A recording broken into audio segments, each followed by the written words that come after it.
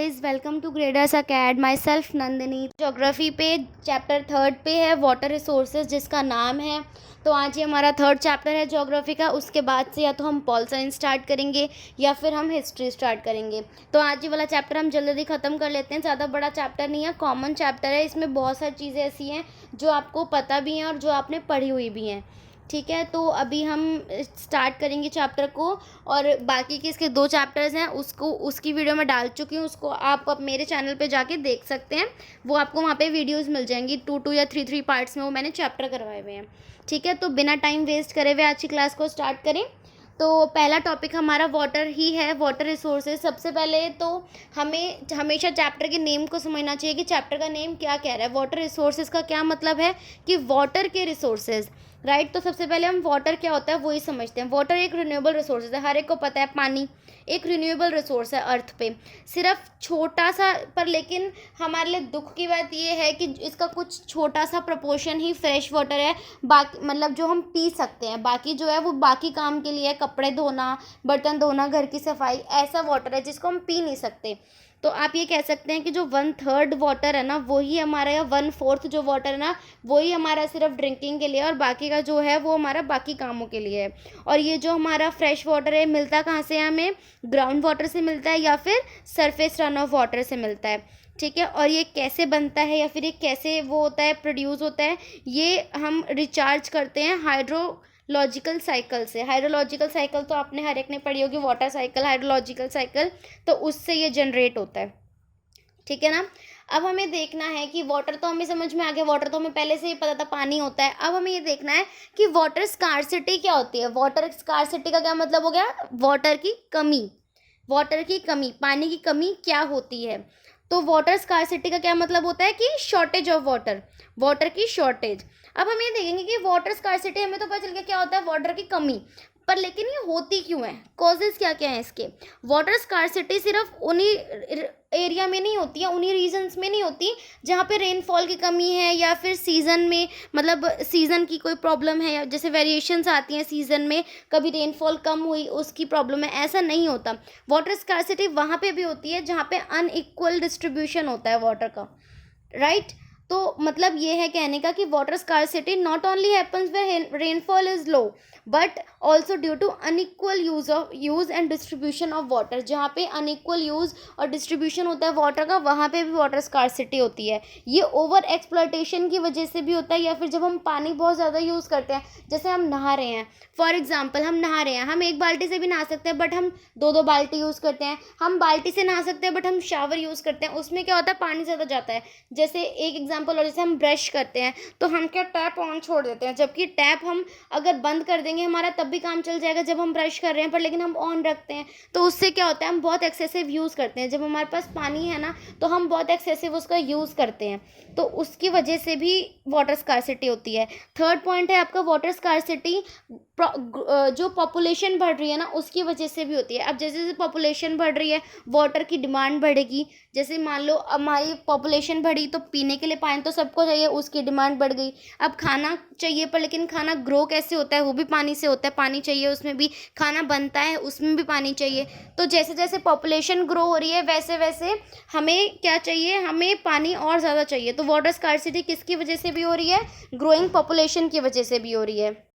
उसके बाद आपका 4th पॉइंट है, it is also cause due to expansion of irrigated areas for dry season agriculture.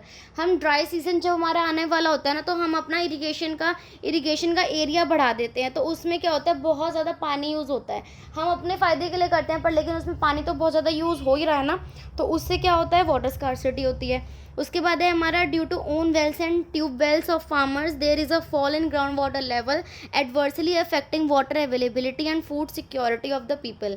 अब क्या होता है कि कुछ फार्मर्स ऐसे होते हैं जिनके अपने वेल्स होते हैं, अपने ट्यूब वेल्स होते हैं उनके, ठीक है। तो उस चक्कर में क्या होता है, वो पानी लेते हैं, वो मतलब पानी प्रॉपर यूज़ करते हैं, ज़्यादा भी यूज़ कर लेते हैं और मतलब अच्छी तरीके से यूज़ करते हैं, क्योंकि वो उनके ट्यूब वेल्स हैं, उनके वेल्स हैं, उनके कुएँ हैं वो, तो वो जितना मर्जी पानी निकालना चाहे वो निकाल लेते हैं। उससे क्या हो रहा है कि सबके पास अपने अपने वेल होंगे, तो उससे क्या होगा, हमारा जो ग्राउंड वाटर का लेवल है ना वो धीरे धीरे नीचे जाता जा रहा है, जिसकी वजह से हमें आगे जाके प्रॉब्लम आ सकती है। राइट। उसके बाद है आपका कि अर्बन एरियाज़ में ना हर एक हाउस में, मतलब हम जैसे हम सिटीज़ में रहते हैं तो हम देखते हैं कि हमारे पास मोटर होती है, समरसेबल जैसे होता है, वो क्या होता है वो सीधा नीचे से पानी खींचता है, तो वो ऑलमोस्ट हर एक के घर में लगी होती है, तो हम उसे ऑन करते हैं, पानी आ जाता है। बट इससे क्या इफेक्ट होता है, इससे वाटर लेवल इफेक्ट होता है, और उससे क्या हो रहा है, स्कार्सिटी हो रही है। इससे भी वाटर लेवल इफेक्ट होता है, जो ग्राउंड वाटर का लेवल है वो बहुत इफेक्ट होता है, और उससे ये स्कार्सिटी का रीज़न बन जाता है। फिर उसके बाद 7 पॉइंट है आपका ड्यू टू इंडस्ट्रीज एक्सपेंशन। अब इंडस्ट्रीज़ बढ़ती जा रही हैं, इंडस्ट्रीज़ बढ़ रही हैं तो उसमें लेबर बढ़ रही है, काम बढ़ रहा है, उससे क्या हो रहा है कि पानी की नीड और ज़्यादा बढ़ती जा रही है। पर लेकिन हम कोई पानी का सोर्स नहीं बना पा रहे, पर लेकिन पानी की नीड बढ़ती जा रही है, तो उससे भी क्या होता है, वाटर स्कार्सिटी होती है। तो ये 7 पॉइंट्स है जिसकी वजह से वाटर स्कार्सिटी होती है। ये मेन 7 पॉइंट्स थे। उसके बाद एक सिचुएशन ऐसी भी आती है, ये सिचुएशन थी कि पानी है ही नहीं तो वाटर स्कार्सिटी है, बट कहीं कहीं कोई रीजंस ऐसे भी हैं, मतलब दूसरी सिचुएशन ये भी है कि किसी रीज़न से पानी तो बिल्कुल सफिशिएंट है, सबकी नीड पूरी हो सकती है, पर लेकिन वो फिर भी वाटर स्कार्सिटी से सफ़र कर रहे हैं। ऐसा क्यों होता है? ऐसा सिर्फ तब होता है जब पानी हमारे पास काफ़ी है, बट लेकिन वो बैड क्वालिटी का, ना तुम उससे पी सकते हो, ना उससे तुम और कोई काम कर सकते हो, तो उससे तो कोई फ़ायदा नहीं है ना। पानी है पर लेकिन वो किसी काम का नहीं है, तो उससे कोई फ़ायदा नहीं है। ये किस वजह से पॉल्यूट हो जाता है कि डोमेस्टिक या फिर इंडस्ट्रियल वेस्ट की वजह से पॉल्यूट हो गया, केमिकल पेस्टिसाइड्स की वजह से पॉल्यूट हो गया, फर्टिलाइजर्स की वजह से पॉल्यूट हो गया, ये इन सब चीज़ों की वजह से पानी जो होता है पॉल्यूट हो जाता है। तो उससे भी तो वो भी तो एक तरीके की स्कार्सिटी है ना। पानी है बट हम यूज़ नहीं कर सकते, तो हमारे किस काम का? ठीक है। तो अब उसके बाद है, ये तो हमने पढ़ लिया कि वाटर स्कार्सिटी है, हम उसे सही कैसे कर सकते हैं, बट लेकिन अब हम ये पढ़ेंगे कि हम कंजर्व कैसे करते हैं, हम पानी को कंजर्व और मैनेज कैसे कर सकते हैं। ये सब तो था कि हमने वाटर स्कार्सिटी है क्या क्या सिचुएशंस हैं, बट अब हम पढ़ेंगे कंजर्व और मैनेज कैसे कर सकते हैं हम वाटर को।